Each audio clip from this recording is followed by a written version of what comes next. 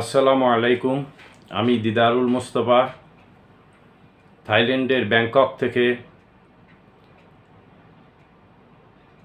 আজকের বাংলাদেশের পরিস্থিতি নিয়ে আলোচনায় এসেছি। আমার সাথে আছেন ঢাকা বিশ্ববিদ্যালয়ের সাবেক অধ্যাপক আইন বিভাগের জনাব ম্যাক স্যার। আজকে বাংলাদেশ অধিকতর রক্তক্ষরণের দিকে এগিয়ে যাচ্ছে। প্রতি মুহূর্তে মানুষ হতাহত হচ্ছে। সারা বাংলাদেশের আপামর জনসাধারণ রাস্তায় নেমে এসেছেন। ঠিক এই মুহূর্তে শেখ হাসিনা বলছেন গণভবন খোলা আছে। গণভবন এটি জনগণের ঘর, ওখানে থাকতে হইলে জনগণের ম্যান্ডেট নিয়ে থাকতে হয়। আপনি এখনো সেই চেতনা আপনার ভেতরে আসেনি। আপনি একজন অনির্বাচিত সরকার, জোর জবরদস্তি করে এখনো টিকে আছেন। এত মানুষের মৃত্যুর পরও আপনার বিন্দুমাত্র সহানুভূতি হচ্ছে না এই বাংলার জনগণের জন্য। এই কোমলমতি ছাত্রছাত্রীরা আত্মহুতি দিচ্ছে, তাতে আপনার কোনো ধরনের ফিলিংস আমি দেখতেছি না। আমি দেখতেছি আপনি মেট্রো রেলের জন্য কান্নাকাটি করেন, আপনি স্থাপনার জন্য কান্নাকাটি করেন। আপনার দরদ জনগণের প্রতি বিন্দু মাত্র নেই, সেটা জনগণ বুঝে গেছে। আজকে বুঝে গেছে বলেই তারা রাজপথে নেমে এসেছে। আপনি আর দেরি করবেন না। যতই আপনার ছাত্রলীগ বলেন, আপনার পুলিশ বাহিনী বলেন, জনগণের মুখোমুখি দাঁড় করিয়ে দিচ্ছেন। মারা যাচ্ছে আমার দেশের আপামর জনসাধারণ, তারা আপনার সাথে বসবে না। তারা এতগুলো রক্তরঞ্জিত হাত খুনির সাথে এরা বসতে চায় না।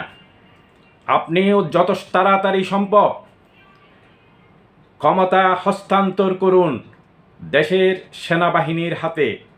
তারা সুসজ্জিত সেনাবাহিনী, তাদের যে সুনাম আছে, ঐতিহ্য আছে, প্রতিপত্তি আছে, তাদেরকেও আপনি প্রশ্নের সম্মুখীন করার চেষ্টা করেছেন বারবার। এখন এই বিষয়ে কথা বলবেন ডক্টর ম্যাক স্যার। ধন্যবাদ দিদারুল মুস্তফা আপনার মূল্যবান বক্তব্যের জন্যে। আপনি যে বিষয়টি গুরুত্বের সাথে বলেছেন, জনগণের প্রতিনিধিত্ব না করেই জনগণকে আবার হত্যার ষড়যন্ত্রে লিপ্ত হওয়া সরকারের ক্ষমতা হস্তান্তর করা ছাড়া কোনো বিকল্প নেই। সারা দেশে এক দফা এক দাবি এই কণ্ঠ অনুরণিত হওয়ার পূর্বে অনেক সুযোগ ছিল আলাপ আলোচনার। সে সকল সুযোগ এই সরকার প্রধান এবং কাদের সাহেব একেবারেই ভ্রুক্ষেপ করেন নাই।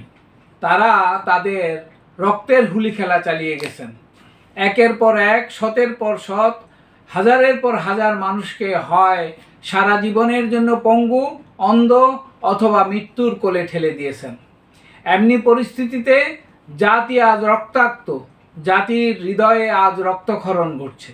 এই সময়ে আপনাদের শুভবুদ্ধির উদয় হওয়ার কথা ছিল, কিন্তু দেখা যাচ্ছে যে আজকে যে দৃশ্য উপস্থাপন করেছেন, আজ 4 অগস্ট 2024, এই তারিখে যে দৃশ্য আপনি জাতির সামনে তুলে ধরেছেন, এটি অত্যন্ত জঘন্য এবং ষড়যন্ত্রমূলক এবং জাতির ভাগ্য নিয়ে ছিনিমিনি খেলা। আপনি নিজেকে সবসময় বঙ্গবন্ধুর কন্যা হিসেবে সফল রাষ্ট্রনায়ক বলে দাবি করেন।